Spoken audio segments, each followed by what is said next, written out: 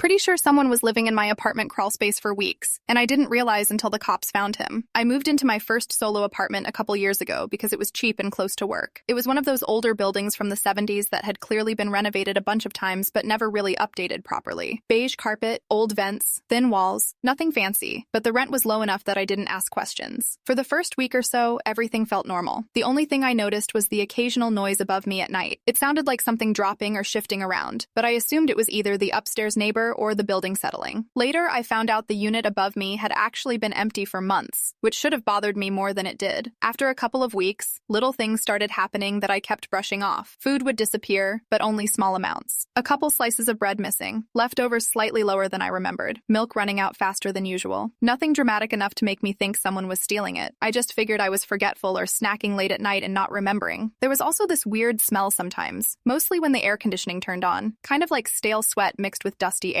I blamed the vents because the building was old and everything else about the place felt a little run down anyway. The noises at night got more consistent too. Not loud bangs or anything scary, just slow shifting sounds, like something dragging lightly across wood. It didn't sound like rats or mice. It was heavier than that, but it only happened late at night, usually between 2 and 4 in the morning, which is when your brain is least logical. Every time I heard it, I told myself it was pipes or old ductwork and rolled over. Looking back, I think I just didn't want there to be a problem, so I kept inventing explanations. The apartment had one thing that I thought was odd but never questioned. In my bedroom closet, there was a small square ceiling panel that gave access to the wiring crawl space. It didn't lock or screw shut, it just rested there loosely. I remember joking with a friend that it looked like something out of a horror movie, like someone could climb through it. At the time, it was just a dumb joke. One night, I came home pretty late from work, around midnight, and the place felt off right away. Not obviously broken into or anything, just slightly wrong. My bathroom light was on even though I'm really strict about turning lights off. The shower curtain was half open. I usually keep it closed. I stood there for a minute trying to remember if I'd left it like that, and eventually convinced myself I probably had. Living alone makes you second-guess your memory a lot, so I locked up, watched some videos, and went to bed. Around 3 in the morning, I woke up randomly and couldn't fall back asleep. The apartment was completely quiet, but I could hear a faint movement above me, like weight shifting. It wasn't the usual little creaks. It sounded deliberate, like someone adjusting their position on the floor. That's when I finally felt genuinely uneasy. I turned on my phone flashlight and looked around my room, and my eyes landed on the closet. The ceiling panel looked slightly crooked, like one corner wasn't sitting flush anymore. It wasn't hanging down or anything dramatic, just slightly out of place, like it had been moved and set back wrong. The more I stared at it, the more I realized I had no idea when it last looked normal. Instead of immediately calling the police like a smart person, I grabbed a broom and pushed the panel up to straighten it. When I did, a little bit of dust fell down, and I noticed smudges along the edge, like it had been handled recently. That was enough for me. I suddenly felt very aware that I had been sleeping directly under that opening for weeks. I left the apartment and called 911 from outside. The police showed up and actually took it seriously right away. 2 officers went inside while I waited in the parking lot feeling ridiculous and scared at the same time. After a few minutes, they called for backup, which is when I realized this wasn't just me being paranoid. They eventually brought a guy out of my apartment in handcuffs. He looked homeless, dirty, and exhausted, and he was wearing one of my hoodies that I'd assumed I lost at a laundromat. Apparently, he'd been living in the crawl space above my unit for at least a couple of weeks. There was enough room up there for someone to lie down and store stuff. He had food wrappers, water bottles, and some of my things he'd taken from the apartment. The officers told me he'd likely been coming down when I was at work or asleep, grabbing food and using the bathroom. That explained literally everything. The missing groceries, the smell, the noises, even little stuff I'd forgotten about, like things not being where I left them. What really messed with me was when one of the cops casually asked if I ever talked on the phone at night in my bedroom. I said yeah, sometimes. He told me the guy mentioned he could hear my conversations through the vent and would just lie there listening. That part bothered me more than anything else. After they took him away, I didn't sleep for almost 2 days. I stayed at a friend's place that night, then went back to the apartment the next afternoon with my mom to grab essentials. I couldn't even look at the closet. Every time I glanced at the ceiling panel, I got this full-body chill. It wasn't dramatic, just this gross awareness that someone had been above me while I was living my normal life. The leasing office acted shocked, but also weirdly calm about it, like they'd seen worse. They let me break the lease without a penalty after I pushed a little. I didn't even argue.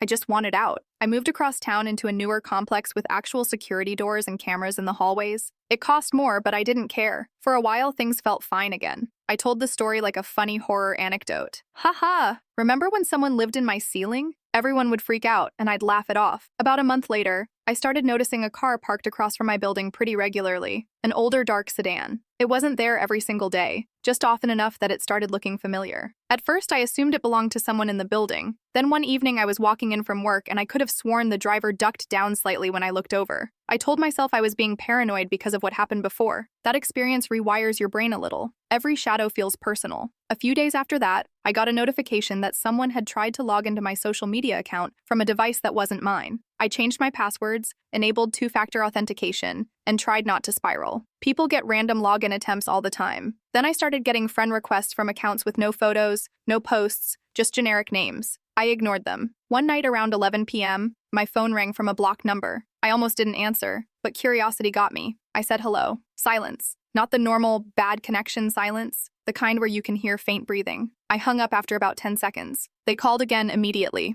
I didn't answer. It didn't happen every day, just occasionally. Always late at night, always blocked. I tried to convince myself it was a spam robocall glitch or someone messing around. Then one afternoon, I ran into one of the officers who'd been at my old apartment. Total coincidence. He recognized me first at a grocery store and asked how I was doing. I said I'd moved and things were better. He hesitated for a second and then said, "Hey, just so you know, that guy asked about you." My stomach dropped. Apparently, when they processed him, he kept asking basic questions. Was I scared? Did I say anything about him? Was I home when they found him? The officer told me not to worry because the guy had multiple charges and probably wouldn't be out anytime soon. Probably. That word did not help. A couple weeks passed without anything weird happening, and I started calming down again. The sedan stopped appearing. The blocked calls stopped. I felt stupid for letting my imagination run. Then I saw him. Not up close, not dramatically, just across the street from a coffee shop near my work. He looked cleaner, different clothes, hair trimmed shorter, but it was him. I froze for a second because my brain didn't want to process it. He wasn't in handcuffs. He wasn't dirty. He was just standing there. He didn't approach me. He didn't wave. He just looked at me for a second too long.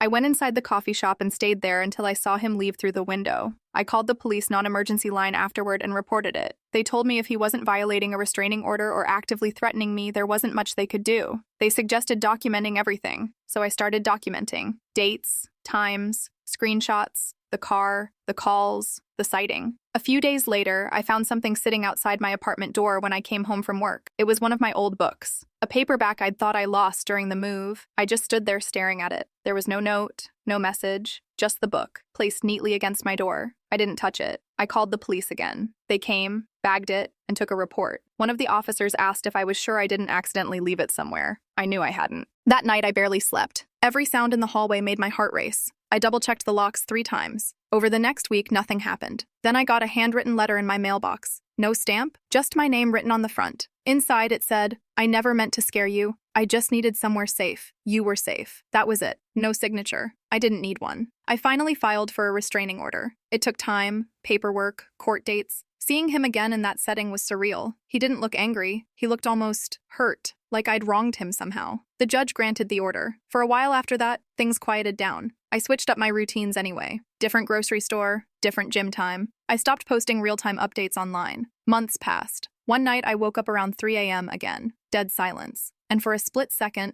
I was right back in that old apartment under the crawl space. That same time of night. That same heavy quiet. My new place didn't have any ceiling panels. No attic access. No weird vents. Still, I got up and checked every room. Nothing. I stood in my living room in the dark, feeling stupid but also wide awake. The next morning, my downstairs neighbor knocked on my door. She asked if I'd heard someone trying door handles the night before around 2 or 3 a.m. She said someone had been walking slowly down the hallway, stopping at each door. My stomach dropped in a very familiar way. I asked if she saw who it was. She said no, just heard it. The building manager checked the cameras later that day. The footage showed a man in a hoodie walking the hall, head down, trying handles. The angle never clearly caught his face, but I recognized the hoodie. It was another one of mine, a different one I'd assumed I'd misplaced months ago. Police were called again. They couldn't confirm it was him from the footage. The restraining order helped, but without a clear ID, it didn't stick. After that, I made a decision. I moved again. New city this time. Didn't tell many people. Locked down my social media completely. Changed my phone number. It's been over a year now, and I haven't seen him again. I still sleep with white noise on because complete silence makes me too aware of every tiny sound. I still check ceilings automatically in new places.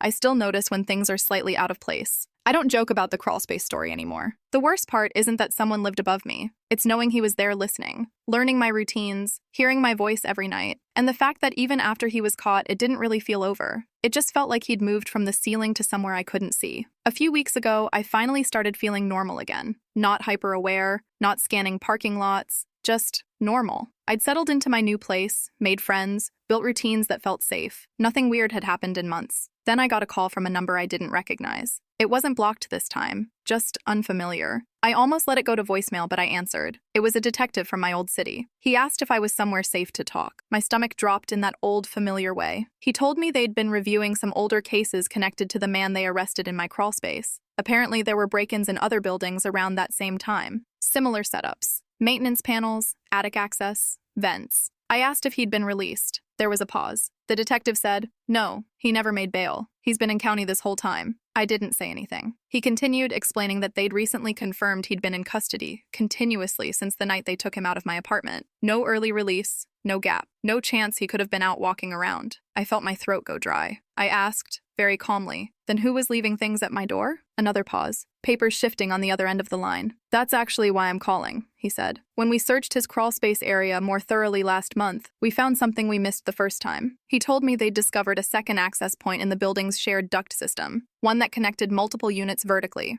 It wasn't obvious. It was sealed loosely behind insulation, easy to miss unless you were looking for it. I didn't like where this was going. The detective cleared his throat. "We found evidence that someone else had been using that space too. Separate belongings, different food packaging, different shoe prints." I felt cold all over. He said the man they arrested had mentioned the other guy during questioning, but they'd assumed he was deflecting blame, rambling, trying to confuse them. They hadn't taken it seriously until they found the second nest. Different corner of the crawlspace, different stash, different handwriting on some scraps of paper they recovered. I sat down slowly on my kitchen floor while he was talking. I asked if they knew who it was. He said they didn't, not yet, but they were reopening the investigation. I hung up and just sat there staring at the wall. All this time, I'd built this narrative in my head. One man, one threat, one person I could put a face to. The hoodie, the sedan, the breathing on the phone. One person I could eventually move far enough away from. I went into my bedroom without really thinking and looked up at the ceiling. Smooth, solid, no panels, no vents big enough for anything bigger than dust. And for the first time in over a year, I didn't feel watched. I felt unsure. Because if the man they arrested never got out, then the person walking down my hallway trying door handles wasn't him. The hoodie I recognized might not have been mine at all. The book outside my door, the letter in my mailbox, the breathing on the phone, I always assumed it was the same person following the same pattern. But what if the first man wasn't the one who became obsessed? What if the one who listened every night never got caught? I don't check the ceilings as much anymore. Now I check the walls. And sometimes when the white noise machine glitches for just a second in the middle of the night and the apartment goes completely silent, I lie there very still and listen. Not for movement above me, but for breathing that isn't mine.